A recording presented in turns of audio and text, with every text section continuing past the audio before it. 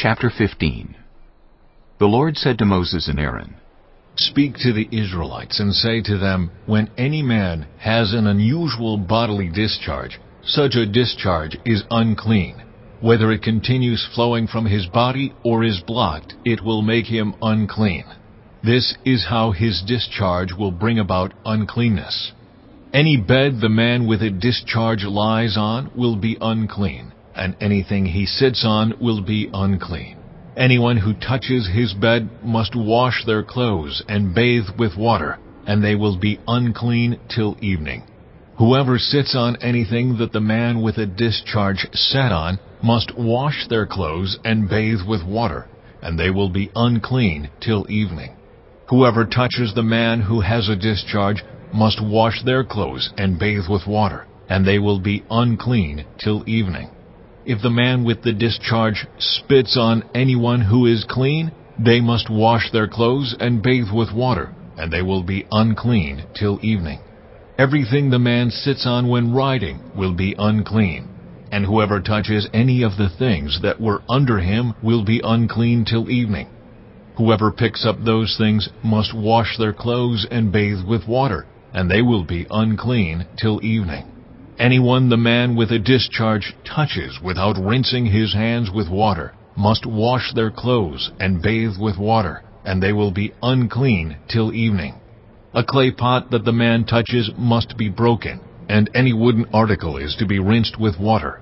When a man is cleansed from his discharge, he is to count off 7 days for his ceremonial cleansing. He must wash his clothes and bathe himself with fresh water, and he will be clean. On the 8th day he must take 2 doves or 2 young pigeons, and come before the Lord to the entrance to the tent of meeting and give them to the priest. The priest is to sacrifice them, the one for a sin offering and the other for a burnt offering. In this way he will make atonement before the Lord for the man because of his discharge. When a man has an emission of semen, he must bathe his whole body with water, and he will be unclean till evening. Any clothing or leather that has semen on it must be washed with water, and it will be unclean till evening. When a man has sexual relations with a woman and there is an emission of semen, both of them must bathe with water, and they will be unclean till evening. When a woman has her regular flow of blood, the impurity of her monthly period will last 7 days, and anyone who touches her will be unclean till evening. Anything she lies on during her period will be unclean, and anything she sits on will be unclean. Anyone who touches her bed will be unclean. They must wash their clothes and bathe with water, and they will be unclean till evening. Anyone who touches anything she sits on will be unclean. They must wash their clothes and bathe with water, and they will be unclean till evening. Whether it is the bed or anything she was sitting on, when anyone touches it, they will be unclean till evening. If a man has sexual relations with her and her monthly flow touches him, he will be unclean for 7 days. Any bed he lies on will be unclean. When a woman has a discharge of blood for many days at a time other than her monthly period, or has a discharge that continues beyond her period, she will be unclean as long as she has the discharge, just as in the days of her period.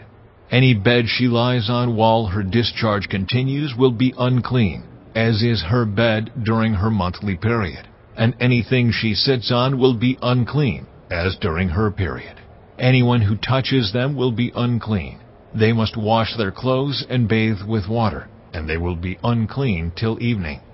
When she is cleansed from her discharge, she must count off 7 days, and after that she will be ceremonially clean. On the 8th day she must take 2 doves or 2 young pigeons, and bring them to the priest at the entrance to the tent of meeting. The priest is to sacrifice one for a sin offering and the other for a burnt offering. In this way he will make atonement for her before the Lord for the uncleanness of her discharge.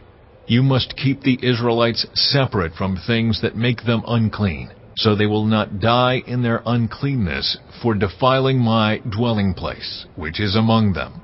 These are the regulations for a man with a discharge, for anyone made unclean by an emission of semen, for a woman in her monthly period, for a man or a woman with a discharge, and for a man who has sexual relations with a woman who is ceremonially unclean.